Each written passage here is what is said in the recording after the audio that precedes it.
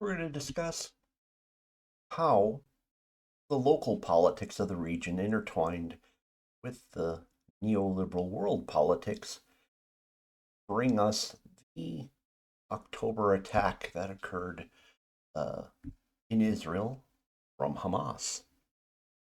So in 2005, in accordance with the Oslo agreements, Israel dismantled all the settlements in the Gaza Strip and generally withdrew its forces, allowing it to be a fully controlled Palestinian enclave. The Palestinian Authority pushed forward in the early 2000s with the creation of a new government. This process is very complicated, and I will not get into the details of it here. The end result was that Hamas ended up overthrowing the Fatah government in the Gaza Strip and took over as the de facto government there in 2008.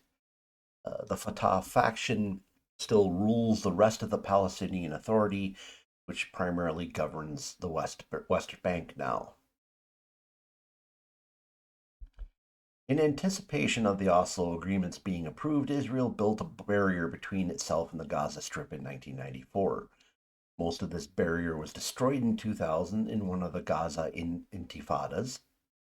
The border would be rebuilt in 2001. Due to Hamas abusing access to Egypt, Egypt would also build a border wall on their side of Gaza. After the Hamas takeover of Gaza, both Egypt and Israel strictly curtailed the crossing of people and materials into their countries, and ultimately, both Egypt and Israel would seal their Gaza borders as conditions deteriorated there.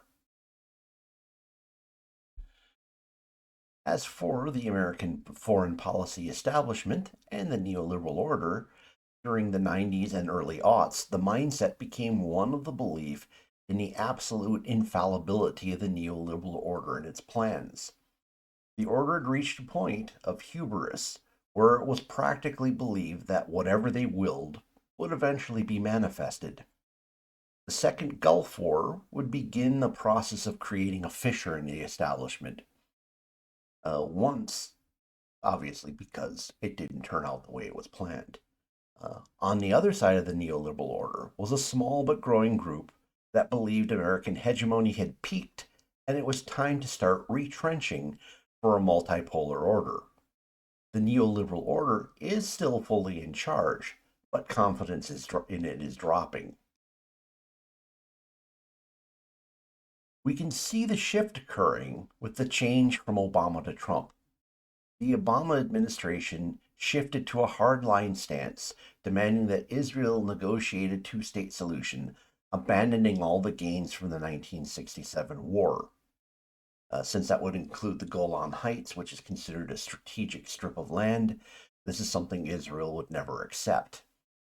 The Trump administration take on the Middle East was contrary to that and the all-powerful neoliberal order. It was an admission to multipolar viewpoints.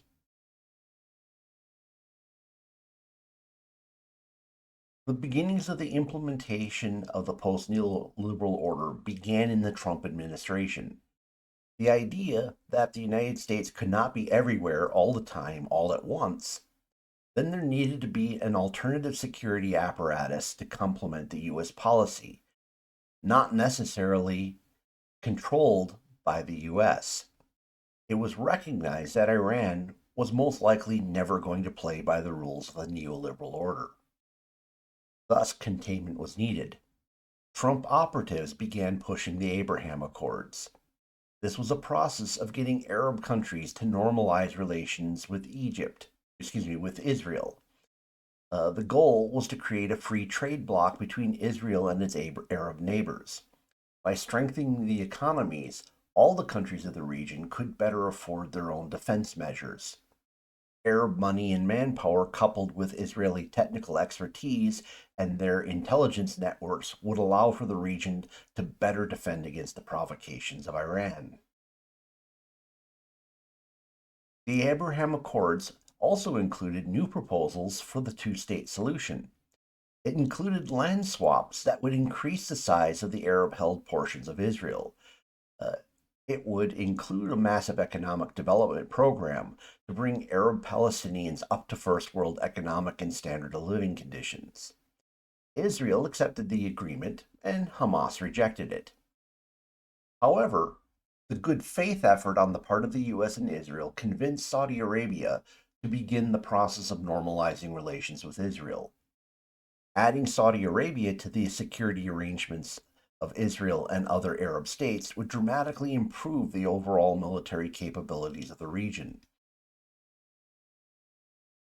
There were two groups who had a lot to lose from this. One is Iran, and the other is Hamas. The unified Arab Sunni and Israel bloc would make it extremely difficult for Iran's future plans in the region. Secondly, the acceptance of Israel by all Arab states also infers that the Arab states are fully accepting the two-state solution.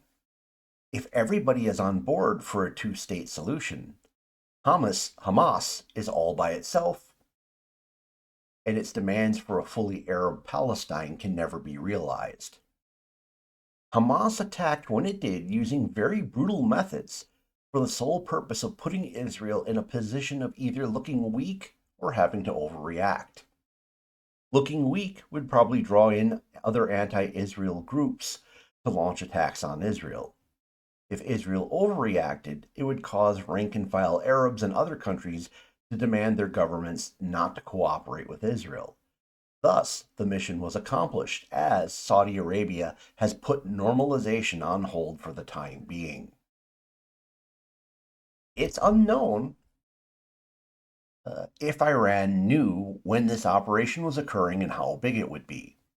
Likely, if Iran had known it was occurring, they would have inadvertently tipped off the Americans or Israeli intelligence due to information being leaked by moderates or some form of communication traffic increase. It appears that the operation, in terms of the mission and timing, was that of Hamas's alone. However, Iran certainly contributed to the mission with training, weapons, and money. And certainly, Iran is happy with the results. Are there any ideas in the last several videos I've done on Hamas and Israel that you'd like me to expand upon? Talk about it below in the comments. Very frequently, I make videos based on the comments. Please smash the like button. If the YouTube algorithm brought you here and you're not a regular subscriber, check out my other titles. I have a large variety of things I talk about. You may find something of interest, please subscribe. And of course, if you find, or if you know somebody who might find this video interesting, share it with them. Thank you for spending time with me this evening. Hope to see you again in a future video.